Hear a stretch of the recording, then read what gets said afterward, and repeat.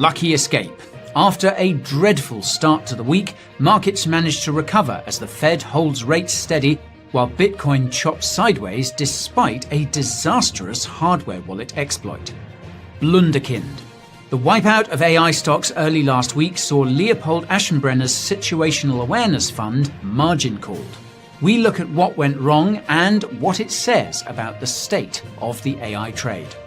And we'll have Aaron with the TA, tweets of the week, dates for your diary, and much more besides. This is the Coin Bureau News, live.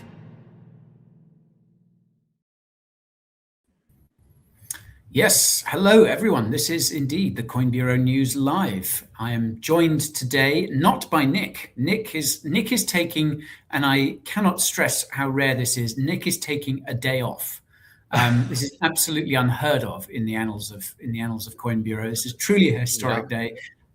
So Lewis, thank you for stepping in. Yeah, thanks for letting me to fill in on the biggest shoes there is. They don't come any bigger. I'm very surprised. You know, sometimes we are all human. Even Thor needs to take a break sometimes, right? He just I think he needs to go back to Valhalla for a bit and just chill there for a little while. Maybe his hammer needs to be reforged or something similar. But exactly. Well, Lewis, it's great to see you. I hope all's well over in your corner of the forest, and looking forward to digesting some of the. It's been last week was pretty crazy in terms of stuff going on, right? It actually was pretty insane. Not gonna lie. Yeah, there is a lot to talk about. So, folks, just before we get started, please do put any questions that you might have for Lewis and myself in the comments. We will endeavour to answer some if we have a good answer to give and if we have time. And you'll see beneath me there is a like bar. Hit the like button. If we get to 20%, then we'll allow Nick back next week. But if we don't hit that, then he's banned and he won't be able to return until we get the requisite number of likes. At least we got Brett here, you know. Brett, as always, keeping things up in the comments. Appreciate you, yes, Brett. a big hello to Brett, and of course all our other long-suffering viewers. Long-suffering viewers. Yeah, and if you're a long-standing viewer like Brett, put a comment so that we know, because we want to know people who have been watching for a while and watch these all the time. Absolutely.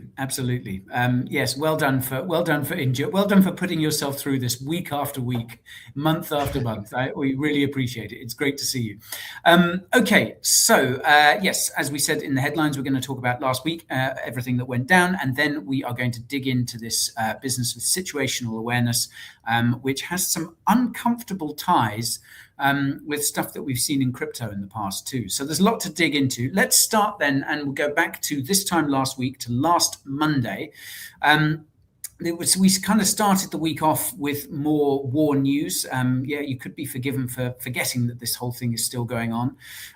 But this was the familiar pattern of, airstrikes. Oh, now we're going to have talks. Now they're the bad guys. Now they're the good guys. So it was kind of more of the same there. Strikes were on and then they were off. Meanwhile, it wasn't looking so hot for SpaceX, which my memory serves me correct, I think SpaceX reports its earnings tomorrow. But at the moment, after that post-ICO spike, it has been down only. So SpaceX's travails continued last week. And as if summing up the mood in crypto, Michael Saylor and Strategy announced that they had bought 0 Bitcoin. Lewis, I think you pointed this out on Twitter that they seem to only really buy Bitcoin when it's at a much higher price than it is now. Yeah. I just saw that they were selling it. That didn't happen too long ago. But if someone's who's been buying above 100,000 all of a sudden is not buying and then starts selling, I don't think Saylor's track record is too hot. Maybe it's a counter signal. Who's the original counter signal for crypto and Bitcoin? He's on the news all the time. Jim Cramer. Jim Cramer. Yeah. I wonder if strategy could be the new Jim Cramer. I hate to say it because no one could take Jim's plate. Jim did a great job, but maybe Saylor is the Jim Cramer of this strategy. Who knows? Certainly. Okay, so what went down on Tuesday? That takes us to Tuesday of last week. Right. There is Tuesday. So for Tuesday, we had the South Korean stock market crash. It was actually very, very big, and it plunged 7% after the huge semiconductor sell-off. So South Korea, some of the biggest degens are over in South Korea. They really like to just go hard. They like to go hard or go home over there is what I've seen. So the fact that the Kospi plunged 7%, it had a lot of turmoil in the market over there. And the other thing is that it followed a really bad week for semiconductors and for pretty much all of these AI stocks, which we'll get into in a second. But a lot of the tech things have been just like going down dramatically this week and last week. Speaking of tech, there's also the Meta having the literally worst 8 trading days in its history, a longest losing streak in the company's history. So not too good for Meta, and Japan looked at South Korea and said, you know what, I want a piece of that sell-off also.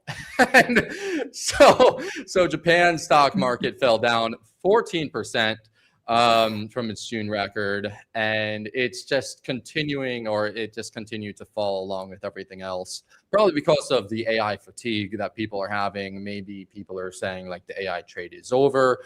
There's a lot of speculation. A lot of people are talking about it, but before this sell-off, the Japanese, stock market, it actually surged. It was up 37%. It was up tremendously because a lot of the electronics and a lot of the semiconductors, a lot of the AI boom stuff was really, really big in the Japanese market with chip-related stocks and everything like that. So it was already up dramatically. So this, it's part of the cycle. We will see this, but it was a pretty big bloodbath that was on Tuesday for sure. And you know what? The Nasdaq said, I want to join it in. I want to join also. So this is actually crazy. 22 years. This is probably July was the worst sell-off in the Nasdaq 100 QQQ in 22 years. So that's pretty crazy. You can see it's nearly all green the entire every July except for in 2024, and now we have a red one at over -7%. So the fact that happened is actually very, very, very rare. And that was Tuesday. So Tuesday was just a bloodbath all across the world. Every world market was red on Tuesday. Yeah, and we'll see. We'll dig into in a minute just how that played out for one fund in particular. But yeah, certain. And as you say, these losses came after some serious gains. People had really piled into the mania there, and obviously the higher you fly, the harder the crash landing. But that takes us to Wednesday, and on Wednesday, South Korean and Taiwanese stocks as well. They continued to fall. Taiwan wanted to get involved in the bloodbath as well. It really was not a pretty picture in Asian markets midweek. Meanwhile, there was some slightly more positive news for crypto over in the US, with the news that Morgan Stanley is going to be releasing some ETPs. Specifically for ETH and Solana, staking rewards passed to investors. So that was something. Not that I don't think the crypto market really registered that in any meaningful way. Perhaps because they were a bit more focused. Crypto was a bit more focused on the Clarity Act. There was actually some progress here. It seemed that sort of Democrats and Republicans were kind of talking to each other. Obviously, this was because of concerns over ethics provisions in the Clarity Act that the Democrats are none too happy with. And as we'll probably come back to clarity in a moment, but yeah, it is inching closer to that 8th of August when Congress goes into recess, and time is very much running out. Yeah. However, it should. I don't think. Well, as we'll see, Polymarket's chances aren't looking great for clarity, but we do seem to be running out of time on that. The good news Maybe is you should make a video on it. Maybe, Lewis. I don't think we've done any Clarity Act content recently. Maybe Coin Bureau should probably do a video on that. Yeah, I don't know. I don't know if we really have too many on the updates, but I think it's something you should probably do. Good thinking. Yeah, I'll dip into that. It'd be good to break the seal on that one. Meanwhile, the good news is that the SEC and the CFTC actually have backups. So these two agencies, and of course the SEC, formerly the most hostile entity in the whole world when it came to crypto, these guys are actually sort of saying to Congress, well, if you're not going to get your act together and get something passed, then we're just going to have to draw up rules and do it ourselves, which is what they are doing. And it seems to be they're actually collaborating and working together on this, which is great news. And so what we could end up with, if clarity fails to pass, is actually these two agencies setting out the rules of the road themselves, which would certainly be really good for the industry. The problem is that agency rules can be changed either by an incoming agency head, or more likely by an incoming administration. So if the next US administration turns out to be hostile to crypto like the last one was, then those rules wouldn't really count for much. So they'd be a bit of I think probably a bit of a sticking plaster, although they would certainly be welcome nonetheless. Meanwhile, going back to Korea on Wednesday, there was an emergency meeting regarding South Korean stocks. I think the bigwigs at the South Korean stock market got together and went, this is really bad. Everyone's getting liquidated. It's all gone a bit sideways. What are we going to do? And I think, the Kospi has been triggering that circuit breaker. Seems to trigger it all the time, where they just stop trading because everyone's losing so much money. They're just like, do you know what? We'll just chill this. We'll just put this on ice. Everyone go outside and touch grass. If they could do that in crypto, that would be great.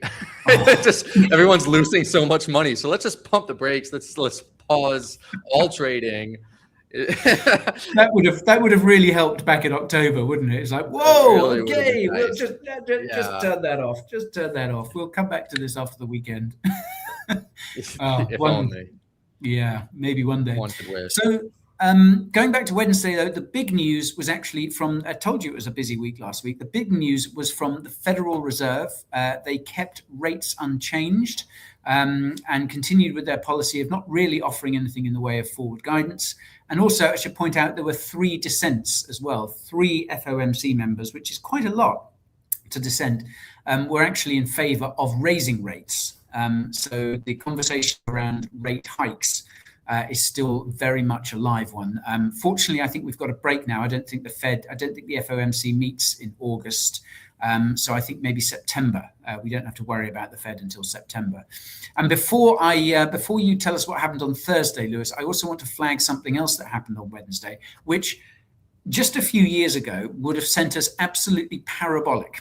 How times have changed. Emirates enabled flight bookings with crypto. So UAE residents are able to book flights using crypto.com pay. And if this was 2021, we'd have, it would have been crazy. But this is 2026 and no one cared. Yeah. And I don't think too many people are flying Emirates. Right. Although I will say that Emirates is the best airline that I've ever flown. And now whenever I fly anything else, I get disappointed because it's just not as good as quality. So props to Emirates, props to Emirates Airlines, because they've upped my, airline thought process of what an airline should be, but just made me disappointed in everything else. So good with the bad. Emirates, if you're watching, couple of upgrades here would not go amiss. We're very happy to discuss brand partnerships. Brand partnerships. Our new brand partners. Yeah. Take a quick break.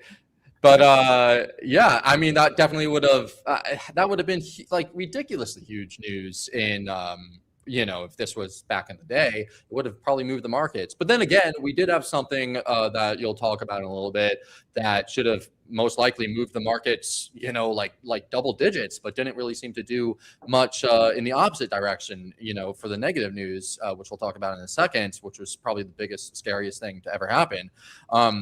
But yeah, that was pretty big. So that was Wednesday, and then Thursday. Basically, there's two different reports that we have going on here for different companies. So we got Microsoft, and basically Microsoft had surged 9% overnight. Basically because it delivered amazing fiscal year 2026 highlights. Like for a Q4, revenue $90 billion, up 18% year over year. The net income $34.3 billion, up 24% year over year. And Azure, of course, everyone uses Azure, right? That revenue jumped 43% year over year, surpassing $100 billion in annual revenue for the first time. And let's not forget about Microsoft Cloud, also generating almost $60 billion in quarterly revenue, not even yearly, but just quarterly, $60 billion. That's a huge number, up 27% year over year. And everyone's favorite AI Copilot workstation, Microsoft 365 Copilot, right? I know everybody uses that, right? It exceeded 30 million paid seats, signaling AI is becoming a major revenue engine across Microsoft's ecosystem. So props to Microsoft for literally just out doing everything on their reports, on their earnings. However, not every tech company is doing too hot right now, because we got Meta on the other end of that spectrum that fell 9%, and it's just continuing to fall and not do too hot. So basically, the company earned $6.18. It was $6.18 per share, well below the roughly $7 that Wall Street expected, and the revenue beat at $60.8 billion, but basically the costs have gone up so much, 55%, and free cash flow, it just collapsed to only $784 million. So it raised capital, Meta, and it just upped the spending floor to $130 billion, and it just narrowed its full range year to $130 to $145 billion. So cash flow is going down, costs are going up. That's not good news for any business, and that's probably why Meta had been falling. Yeah. And so that happened day for boomer adjacent software, isn't it? Because on the one hand, Microsoft pumping, and on the other hand, Facebook's parent company having an absolute wipeout. Yeah, really weird. It just goes to show you that you got to be very selective. You can't. It's not just like every tech company, every AI company, every company that's in the computer taking over AI world is going to do really, really well in the software business or anything like that. Like, you have to be super selective, and still requires research and earnings reports and digging deep and all this other stuff, right? But there was someone who got really, really shafted in this whole AI trade, a big victim. Some random guy, I don't know, Leo. I don't know what his name was, but it's just there's just a quick preview. We'll go real deep into this, but he was apparently a big victim of this whole AI, and the stock market crash that happened in the beginning of the week that we went over. So we'll go over that in a lot more detail later on. But now we could go over what happened on Friday. Yeah. So Friday actually was a turnaround. Asian markets suddenly blazed higher. So everyone who'd gone long had already been wiped out, and now everyone who'd gone short got wiped out as well. Meanwhile, there was also intervention on the yen. Now, this is really interesting, and I think we'll probably talk about this a lot more next week. But the US and Japan are basically intervening big time to prop up the yen, and it's basically related to the bond markets. They need to keep the bond markets quiet, or at least ticking over, because yen strength has got some serious implications there. Yes, also Treasury Secretary Scott Bessent, in a fairly strange move, was tweeting and quoting Satoshi Nakamoto whilst he was doing it. This was about the Clarity Act, and he signed off with, "If you don't believe me or don't get it, I don't have the time to try and convince you. Sorry." So there we are, a Treasury, a US Treasury Secretary. Yeah, that is pretty based, actually, quoting Satoshi Nakamoto. Again, like, if this was 2021, we'd all be billionaires. Yeah. It would have just gone crazy. So that was the news then. But then we had it was a terrible end to the week for crypto, because news started coming through about this exploit of Cold Card. Now this is a Bitcoin only hardware device. It looks like the attackers used AI to uncover a flaw in its random number generation software. And yeah, basically a whole load of people who had done the right thing, who had put their Bitcoin onto a hardware device, moved their private keys onto a hardware device, done everything right, and just got drained. And it's absolutely heartbreaking. I think that exploit is still ongoing. Millions of dollars have been lost to this, and it is just the worst possible news, I think, for crypto right now. Definitely. Yeah. And yeah, some really heartbreaking stories coming out about it as well. I think we might be talking about that a bit more when it comes to tweets of the week as well. But that takes us into the weekend and over to Monday. So Lewis, do you want to take us through what happened then? Yeah, sure. I will say one thing about that, which is what I talked about earlier. That one, I was expecting double-digit drawdowns on Bitcoin after that, hack of a hardware wallet, because that's potentially, like, that is what is the worst possible thing that could ever happen, right? And I looked at the chart, since I'm a trader, and I saw it hardly went down at all. And then the next day, it basically recovered when it comes to Bitcoin. So, I mean, maybe that's good news, because when there is really, really, really bad news, but the price does not go down, or the price stays the same, or the price goes up, that's typically good. That's an overall good thing that, when it comes to price and it comes to the market. So fingers crossed that that this was the worst possible thing, and that this was the worst thing that happened in terms of fundamentals, and the price only went down 1 or 2%, and now it could keep on going back up again, because that's what I'm hoping for. Also, hopefully it gets contained relatively quickly, and not too many more people get affected. But at least there's some good news, silver lining, hopefully, as long as we go up. But this is crypto, so who knows? Anyway, let's go into the weekend. So pretty much on the weekend, once again, Trump comes out saying that the U.S. and Israel are going to prepare to bomb Iran. They're going to bomb the energy targets. They're going to bomb the power plants. They're going to bomb the refineries. They're just going to, I think Trump said, bomb the living hell out of them, if I'm quoting correctly. Don't quote me on that, but I'm pretty sure that's what it was. However, then the very next day, Trump said, you know what, we'll cancel it. We won't attack you. Okay, we won't attack Iran.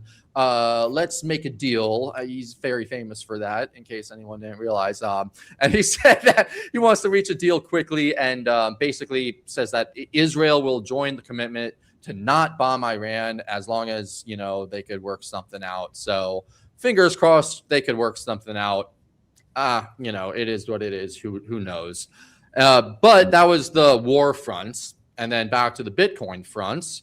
We have some more news that, honestly, I would have thought would have resulted in more than a 1% move down.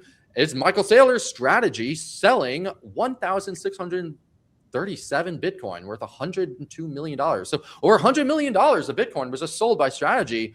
But, once again, I look at the chart and it's like, it's not really moving. It's not really doing anything. So I don't know if Yeah, we'll look at maybe Aaron will go over this, but that's good news to me. To me, that's good news. We see Michael Saylor selling $100 million worth of Bitcoin, or I guess I should say strategy, and the market doesn't even really move. To me, that's positive. That's more actually pushing me to think that the bottom is very close, if not already in. So hopefully we'll see. But that was the weekend, and what's to come? Yeah. Okay. Well, yes.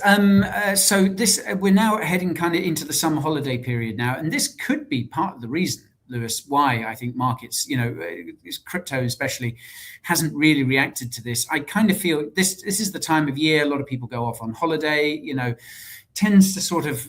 Things tend to get a bit quieter as well. I wonder if that's had an effect on it as well. Of course, there's also the very clear possibility, or the very easy possibility, that maybe just people just aren't paying attention to crypto full stop. No one cares. No one cares. It's so out of people's mind. Like, we're in our bubble, and like we don't realize that like no one is like part of it. It's like that meme with the bell curve, the tiny bell curve, and then like the actual bell curve. It's like the crypto people are over here. It's like, oh yeah. Whoa. Yeah, that's the bearish interpretation of it. But so we do have some employment data coming this week. So we will talk about that a little bit later on. But before we get into what happened with situational awareness and this epic AI meltdown, if you're feeling bullish or maybe bearish on Bitcoin and you want a top-tier international exchange to trade on, then you have to check out our newest brand partner, and that is 2bit. 2bit is an international exchange. They have a solid interface. They have deep liquidity, competitive fees, and plus onboarding is super simple. You can just sign up with an email. And with that, you can create an account and explore the platform right away. And currently, for Coin Bureau viewers, they have a chance to get over $90,000 worth of trading rewards alongside lifetime VIP level 1 upgrade. And that means 50% off trading fees for life. So if you're interested and you want to get a piece of that, then you can sign up using the link in the description, or you can scan the QR code that's on screen now. So our thanks to 2bit for partnering with us for this stream. And also, before we have a look at what's been going on with situational awareness, let's just have a quick look at what people have been saying in the comments. Some interesting ones here. Afterbirth Bob, I think I kind of concur with this. I felt this cold card news was going to be the 45k drop, but didn't happen. Yeah, I mean, if you told me about that, if you'd said, oh, by the way, this is going to happen, that I would probably have guessed, that's probably what would take us to 45k. I mean, I heard that Arthur Hayes said that the some type of custodial hack was going to be the bottom of the bear market or the end of the bear market. So maybe that was it. Yeah, maybe. And what else? There were a couple of other ones here. I just want to shout this out. CF On Chain found the Bureau in 2021. Thank you for sticking with us all this time. Let's go. Liz has an interesting one. So Walsh is apparently considering fewer Fed meetings per year. If that happens, plus his desire to communicate less, could lead to violent swings when rates change. Thoughts? I'm not. Well, I'd be interested for your take on this, Lewis. I'm not so sure it would necessarily be more violent around changes. I just think going into the meetings there would be even more volatility. I mean, this fact that he's not really into forward guidance has already caused a lot more uncertainty and volatility around FOMC meetings. So I think fewer meetings and continued lack of forward guidance would probably just make things more volatile, right? Yeah, I would think so. But the other thing that you have to consider is like how big of a spread it's going to be. Like, if he only does it by 0.0, like a very, very small amount, then it's not really going to matter that much. Typically, I don't know how I've been pretty accurate in like thinking if something, is going to increase or decrease or stay the same and or not do anything. But a lot of the times I see people really going crazy with it. Things like saying, oh, he's definitely gonna, not him, but like in the past, increase it or decrease it. And it just, what I notice as a trader is that like, at least like if they increase it and the price goes down, it looked like it was going to do that on the chart anyway. So I pay attention to stuff, but I usually weigh what's on the chart with more emphasis. And I think it could be pretty obvious when someone's going to do it or not. Unless Ken Griffin comes in and spreads a whole bunch of news saying it's going to do one thing, then you might be in trouble if you happen to hold $80 billion worth of stocks on margin. Absolutely. Well, it's funny you should mention Ken Griffin, because that leads us on very nicely to our next section. That was absolutely seamless. Oh. It's almost like you planned it. So this is the story that we alluded to earlier on, and this was situational awareness getting margin called. So basically, another super smart nerd has been wiped out. He's also actually wanting to raise money again, though. But yeah, this was a story.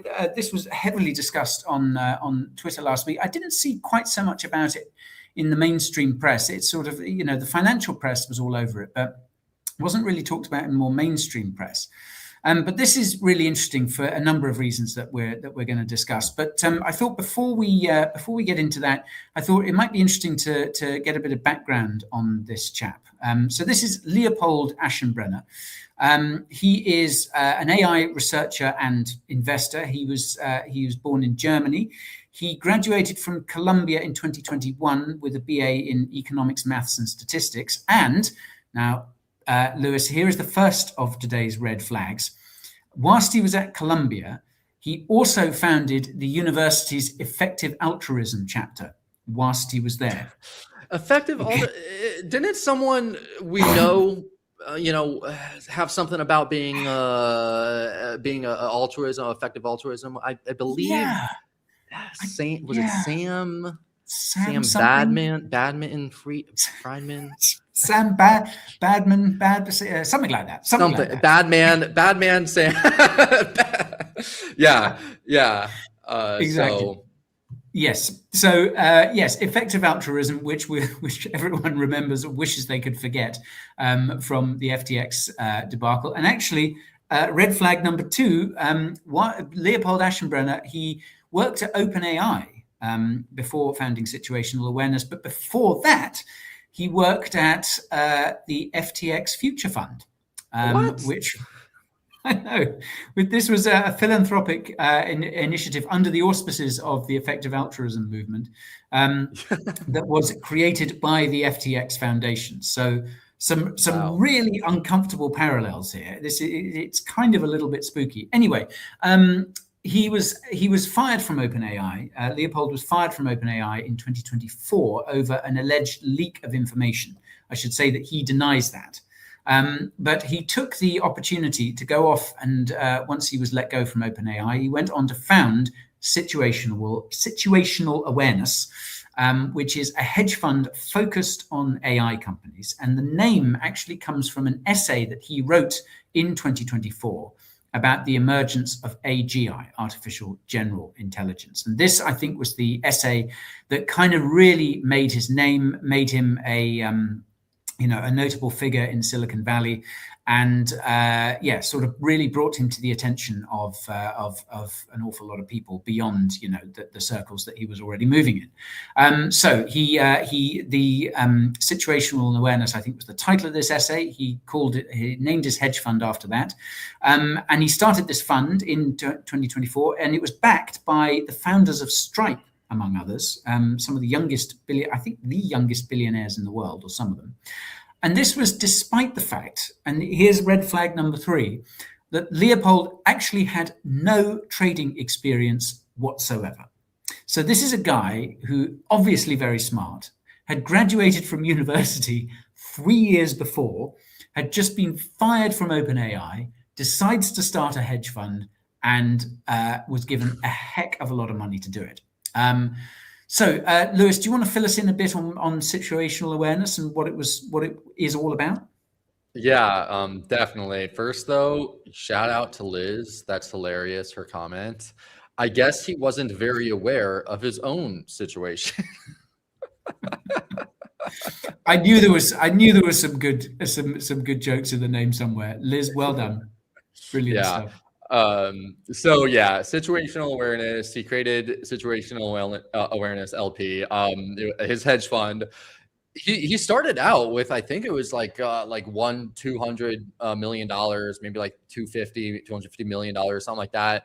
And I mean, props to him. He grew that. He grew that 10x. Like he grew it to over $2 billion very quickly, as you know, all of these AI stocks just exploded over the past few years, right? And then after that, it just continued to grow. He continued to get a lot of investors, newer investors, piling money into this fund because he was really viewed as just a wonder kid, just the next Warren Buffett, the next, you know, the best trader of all time. And honestly, you know, I gotta say, if he didn't get blown up, he probably would have been known as one of the best traders of all time. To go from, you know, 200 million to upwards of some estimates of 45 billion. You know, that's not an easy task to do, you know.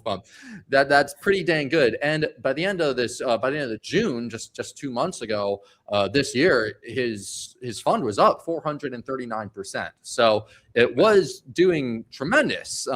However, he was using some leverage. Some people said it was 4x leverage. And an issue is that when you're a fund that's this big and you are essentially long only, he was like an LS, he was like long short fund, but like mostly long, and he was very, very concentrated in a few bets. The sharks know, everyone knows your positions, right? So they're going to do, people are in companies are going to do what they can to try to, you know, get your positions. The market is literally a place where the smartest people in the world come to try to take each other's money, right? So when you're in this type of situation, getting levered up is so risky because you never know what could actually happen, right? And well, basically in July, the AI stocks that he was fully concentrated into started to plummet as we went over, you know, on Monday, Tuesday, Wednesday, when the whole market across the world was, you know, plummeting. And because he was using leverage, he was starting to get margin called. And, you know, Goldman and the banks were like, hey, look, you're going to have to owe us money. You're going to have to give us money. And so he was really put into a corner, and they had to call up, you know, different people with enough money that were able to bail him out. And it turns out that Ken Griffin and Citadel were the ones that were able to do that. So, you know, his fund was could have been at 45 billion at the start of the month, or at the end of June, but then by the end of July, I believe they paid around $10 billion and collected all of the public funds. Now, one thing is that he still is keeping the private investments into Anthropic, which, of course, you know, Anthropic is set to be, last time I checked, $985 billion when they IPO. So he's not doing too bad, you know, and I believe he collected like $1 billion or something like that just in fees alone for his fund. So I think Leo is going to be just a-okay. But yeah, his fund, you know, it is a really big story. It's actually one of the biggest stories in finance of the year, if not the biggest of the year, is that because he was such a wonder kid and his fund was doing so well. You don't see funds going up 439% in a year, right? It's almost unheard of. So this was almost inevitable to happen, right? And pretty much, you know, the boomers came in and stepped in, and had to show him a lesson. You know, had to tell him, look, like, you might have been right in one regard, but you can't be right for that long. Not in the markets. Yeah, yeah. There was it's interesting you say that. Yeah, there was a real sense, wasn't there? I mean, as you said, this guy's so young. He's really sort of fresh 25, out of college, something like and that. you just think, yeah, Ken Griffin from Citadel. He's been around the block, so many times. He's been liquidated, God knows how many times, and just there to sort of, okay, wunderkind. It's like Yeah. they think you're He's pretty good, picked but up actually, a few funds. He's done this a few times apparently. yeah, yeah. Come in to sort of teach him how markets work. But yeah, I mean, Right. you kind of think, this guy probably will be back. I want to highlight something though. The Wall Street Journal did a lot of coverage of this, and actually Liz has pointed out in the comments. Funnier still, he literally got married this past weekend. So yes, this is really interesting. So his fund was, this was all happening as his wedding was getting underway. And there was an absolutely priceless line in the Wall Street Journal piece about this, that as this was all going down, and they were talking about this wedding, and I quote, "There would also be a pre-wedding colloquium to discuss ideas in panels and breakout sessions. The couple's only request, no gifts." So, I mean, like, Oh man. Lewis, I know you are currently young, free, and single. But do you think when the lucky future Mrs. Raskin pops up on the scene, are you guys going to have some breakout sessions, ideas, colloquiums at your wedding? I mean, I think this Well, is this is what people are on now. what's funny is actually I'm in a relationship now. I have a girlfriend, and we have our discussion panels, pretty much weekly, because we're building AI stuff, and she helps me with my business and stuff. So yeah, we're already at 2 steps ahead, 3 steps ahead. Okay, So well, yeah, we need to have these colloquium discussion panels. when the big day comes, Lewis, I would be very happy to host a panel at your wedding. Perfect. Holding you to it, the guys. intersection of AI and blockchain. You just count me in. You just give me the word. Okay. But yeah, perfect. I just thought that again, sort of real kind of just FTX, Sam Bankman-Fried vibes, and I like that, the couple's only requests, no gifts. It's like, well, I suppose, maybe if someone was going to gift them a few $1 billion, maybe they would have changed it, but changed their attitude on that. But yeah, I mean, it's a really interesting story, isn't it? Because I think there are some real interesting angles on it in terms of not only in relation to kind of FTX and Sam Bankman-Fried and all that, but kind of the AI trade in general, right? I think this sort of seems like the AI trade in microcosm almost. What, that it's like, him being young and new and basically coming in here and going absolutely crazy, the same way how AI was like the new technology coming in, going absolutely crazy, and everyone's getting super excited, and then just like, hitting that brick wall of reality, and not being what everyone thought it was. Yeah, there's definitely some similarities for sure on it. There was a tweet that was pretty interesting. Let me see if I could bring it up. It was super, super, super long. Okay, yeah, this one. So I'm not going to read this entire thing, but essentially he said that, Leo Aschenbrenner thought that AI would eat all of the applications, right? But instead, the applications are selling AI just as an upsell on top of a subscription that the customer can't afford to cancel, because it really costs nothing compared to the value that it delivers. So I don't know. I think the way that he was, originally thinking about things wasn't even like completely right. But honestly, he was right. He was right enough to make some serious money. But I think that what he got wrong was that you could be right in terms of the technology, and this is actually sort of like what happened in crypto. I think it's like you could be right in the technology, right, being absolutely like mind-blowing and world altering and everything like that, right? And you could treat the technology as destiny, but markets run on capital cycles, right? Like returns, they're determined by like capital structure. There's standards.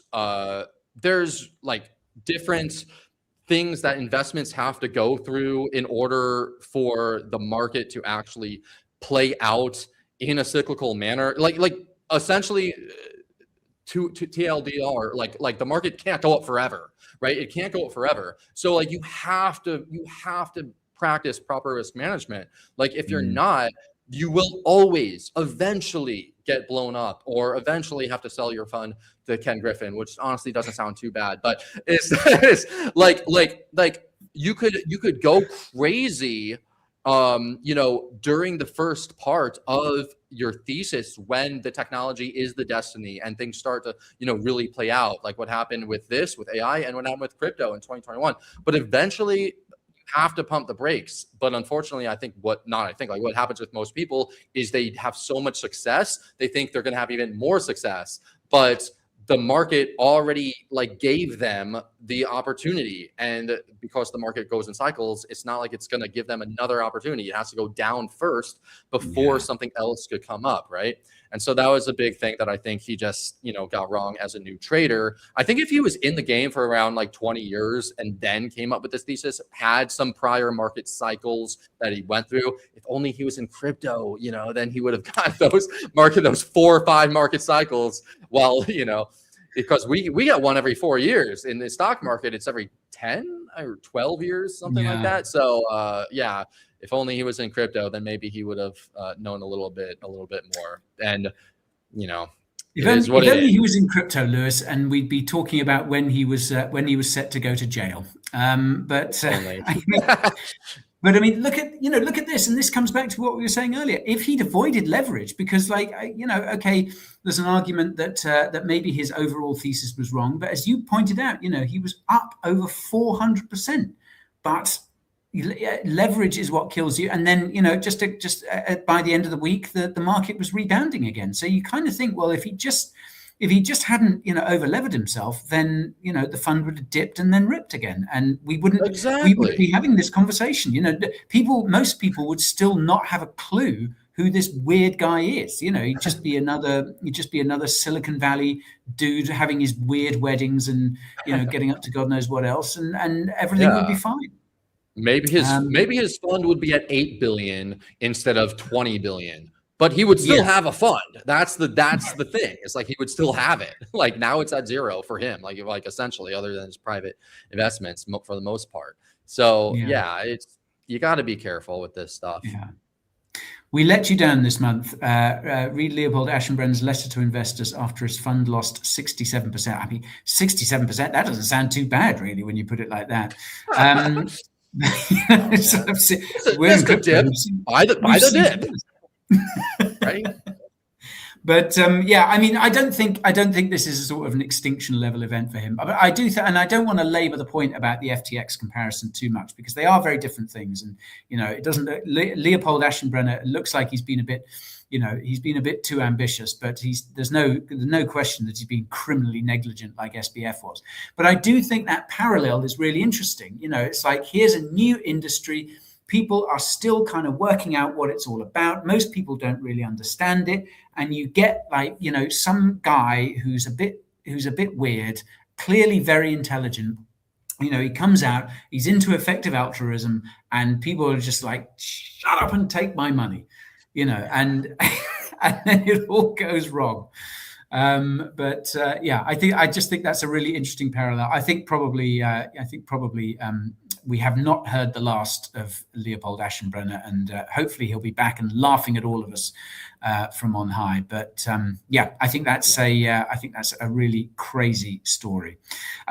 So we better move on. First up, before we get into Aaron with the TA, shout out to our other brand partner, and that is BitGet.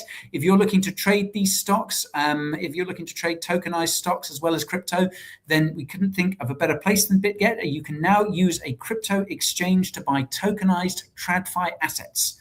This is happening, folks. This is the new paradigm. You can use BitGet to swap Bitcoin for tokenized gold and other assets. And with the launch of BitGet TradFi, you can now trade directly with USDT. You can use up to 500x leverage if that's the jag you're on that day. And you can also enjoy deep liquidity and low slippage as well. So don't forget to scan the QR code and take advantage of the user offer for Coin Bureau viewers only of up to $50,000 in deposit bonuses. So thanks to BitGet for that. Okay, it is time to hear some TA from Aaron. So without further ado, take it away, sir. Aaron scans a chart, trend lines tight and true. Full of errors, TA tells exactly what to do. Hey guys, Aaron from Coin Bureau Trading here with a quick market update for you. BTC is already starting its descent back down. I do believe it will be going all the way down here to $57,800 and lower, just like I've been talking about on the channel. A couple of things just to keep in mind. We have a bunch of these support steps that have been taken out one by one by one, 3 of them taken out. And today we have a low that does not exceed the low from Saturday yet. $62,300 on the dot. I still think that we're going to be going lower, even though we've kind of paused for the moment. The main reason is because we have short-term overhead resistance. Yes, it's been pierced many times. No, I don't see Bitcoin pushing up above it to go higher. And there's this whole thing called the bear market that we're still kind of stuck in. So still looking at lots of metrics looking very weak, like RSI, like the trending breakout indicator, and on balance volume, which is very flat, which indicates no strong bullish uptrend whatsoever. Now, Ethereum also is flashing some very bearish signs. For starters, we have this red dotted line. That's the TBO resistance at 1929. Bitcoin's failed to break above it, which is a big deal. It shows that it's a strong pivot high moment. We also have one of these red triangles telling us that there is bearish divergence. That was confirmed on Friday's move. We also have short-term support from the low on the 26th of June to this higher low on the 1st of July. And we have 1, 2 local pierces and then a test. If Ethereum closes below this support level, which is basically at the current price, $18.50 today, then it's basically broken, and we're definitely going to see this go lower. Surprised? Shouldn't be. The dollar index, as I've been talking about for a long time, has finally hit my support target from this low back over here on the 27th of January to this low here on the 6th of May. We have a perfect retrace and a perfect touch of that support level. Now, there's a couple of things to be aware of. The Dixie right now is selling off really hard because the United States is working with Japan to help prop up the Japanese yen, which we're going to talk about in a second. But the main thing is that seeing the dollar fall over the last 5 trading days down 2% is a big move. And this blue dot right here, rather this blue diamond, is telling us to expect to move back up. I don't necessarily think it's going to happen today, but the fact that we're getting a nice move up and this green dotted line support is now moving up big time shows that this is a pretty strong level of support here. It's a pivot low. And last but not least, the Japanese yen. Boy, don't get me started. Not only did it fall on Thursday, wick to wick, 3.5%, it kept falling more and more till 5.2% down on Monday morning. RSI has been crazy oversold, but not maxing out. The lowest we've seen is back over here, gasp, 2 years ago, when the same thing basically happened. The main thing we need to see happen right here for the Japanese yen is basically the same thing we are waiting to see happen for Bitcoin, which are all of these support steps. And once this first support step at 155.025 is taken out, that should be the snowball that turns into an avalanche to see this currency go lower. All right, make sure you guys keep watching and then check out our video tomorrow on Coin Bureau Trading. Peace. Okay, thank you, Aaron. That was great. So Aaron thinks we're going lower. This is very sad for me. This is not. I'm good. in my longs for about a month since 61K, and I really over a month, and I have been dying for it to go up to 73 already. I have my stops like in profit, so it's like whatever if I get stopped out, but like I really am hoping 73K jumps in. I'm still hopeful. We got the bad news and the price hasn't done too much. So, okay. Fingers crossed. Let's see. Who will be correct? Will Lewis going long be proved right, or will Aaron going short thinking we're going lower? Let's see. Let us know in the comments who you think is going to be right. And by the way, if you scan that QR code on screen, that will take you to the amazing team at Coin Bureau Trading. We have Aaron, Geordie, and Matt there, the absolute A team of traders there. So don't forget to follow them if you aren't already. Should also point out, Lewis, you and Brett, as ever, reminding me of my negligence. Guy, make sure you do a shout out for King Lewis and his Thursday evening weekly live stream on the trading channel. Yeah. His weekly market update is invaluable, in-depth TA, which many are missing out on. Shout out to Brett, my man. Yeah. Thank you, Brett. Brett really coming in behind Lewis. I love King Brett. He calls me King Lewis. How about King Brett? How about that?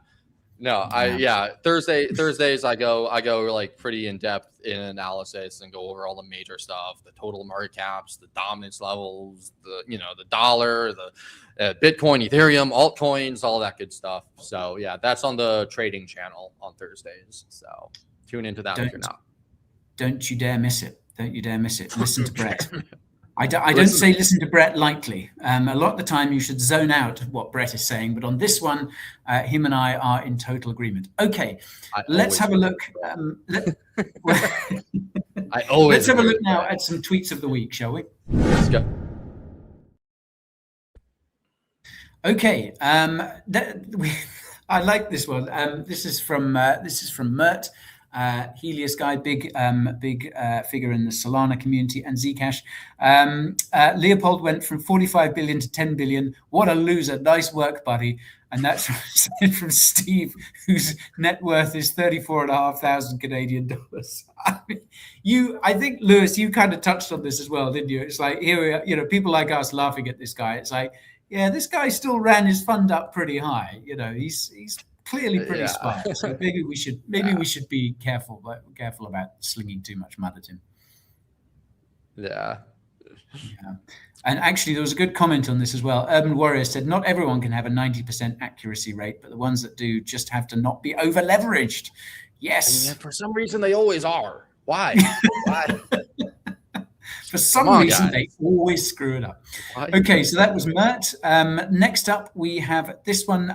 This is Woo Blockchain reporting that Pump.fun laid off staff ahead of a big pump token vesting recently. Some staff apparently lost out on 7 figures worth of pump allocations. So yeah, Pump.fun, I think probably now among the most contentious crypto projects out there, isn't it? Well, probably the most controversial. Unbelievable. Yeah. Pretty crazy. Okay, next up, we have this one from friend of the show, Benjamin Cowan. This tweet really resonated with me, and this was obviously in response to the cold card hack as well.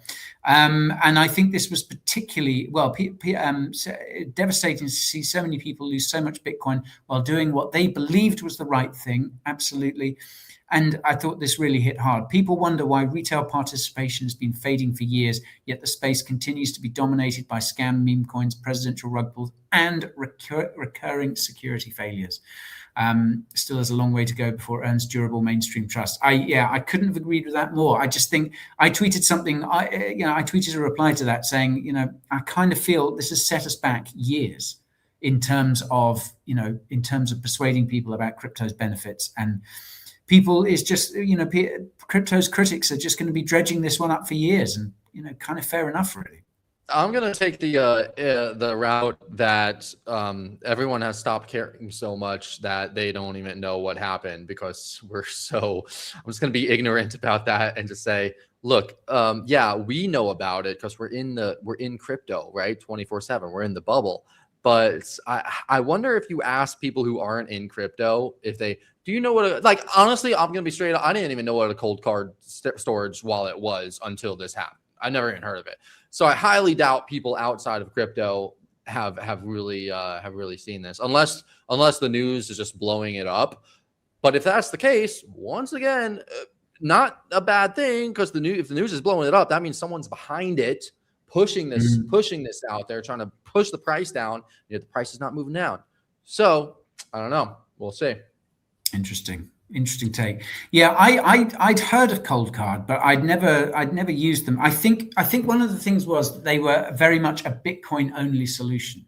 So I think they were very popular with Bitcoin maxis, people who sort of considered some of the other hardware wallet companies to be sort of apostates because they they offered shitcoin support. Right. Speaking of Bitcoin maxis, I think there's a new head of leader, Bitcoin maxi leader or something, right? That's in another one of the tweets of the week, I think, right? Maybe. Well, let's move on to the next one and see. I can't remember which other ones we've got. But yes. Oh, yes, here it is. Here it is. Yeah, of course. The head. So just when you think things couldn't get worse for Bitcoin maxis, God, new face of the Bitcoin community. Yes. So this is Hunter Biden. A thorn in the side of basically America, really, who's now started talking about how much he loves crypto. I wonder if his private keys were on that laptop. I wonder. We'll never know. It's So it goes from bad to worse for the Bitcoin maxis. They now can now count Hunter Biden among. He's their new spiritual king after Michael Saylor let everyone down. We'll see him at Bitcoin 2027. Oh yeah. That's I'd say that's nailed on. Okay, and our final tweet of the week is this one from Anthony Scaramucci, and this is very much expressing frustration with the Clarity Act. So it feels now that Republicans don't want the Clarity Act to pass so that they can blame the Democrats for not passing it and then seek donations from the crypto industry in the fall. Put this bill on the floor. I think it really kind of speaks to the sort of general frustration, doesn't it? It's like, crypto has crypto gave more money than any other industry in the last election cycle. And it's like, this bill just cannot get passed. I feel the frustration from the mooch there. I don't think he's going to have his wish, unfortunately. So that was tweets of the week. Quick dates for your diary. Wednesday, we have earnings from Circle and Galaxy Digital. We had Coinbase earnings last week, which I think were a bit disappointing. Coinstock took a bit of a dive on that. So it'll be interesting to see what Circle and Galaxy have for us. That will give a view into the sort of state of institutional crypto. And then on Friday, the only really big data point of the week is US non-farm payrolls, private payrolls, manufacturing payrolls, etc. Basically, employment data, and that could have some impact on what the Fed decides to do at its next meeting in terms of interest rates. But fortunately, this is a lot quieter of a week than last week. None of the sort of mania, not the blizzard of data that we had. So, Lewis, before we go, there is a really big question here that someone put in the comments, and I really want to get an answer on this. It comes from Pazzy Bitbags, and it says, obviously, we're talking about your impending wedding. Who would you rather be your best man, Lewis? Guy, Nick, or DC? Well, the thing is, Guy is my father, so he's going to be there regardless, right? So I think Nick, is probably going to be my best man because Guy's already going to be like the ring bearer or someone. I don't know. He's going to be there, right? So I'll go with Nick just because I got Dad right here. All I want to say is I'm proud of you, son. I'm proud of everything you've done. Thanks, Pop. I'll just be pleased to be there. I've always wanted to make I'm just so damn happy for you. Yes. Okay. Well, there's the question you asked, and we'll find out if that was the correct answer next week when we'll see if Lewis is invited back for the next stream. But Lewis, this has been great. Thank you for joining us today. Thank you for filling Nick's large shoes. It was great fun, and I hope you can join us on a future stream. Yeah, me too. It's always fun. Lovely. Okay, thanks everyone for watching. We will be back, I think, with the old configuration next week, but I don't know. Let us know. Should Lewis take over from Nick permanently? What do you think? So thank you for watching, and see you again soon. Adios. I saying he liked the Odyssey makes me question his advice. We are still waiting to win, Mr. President. The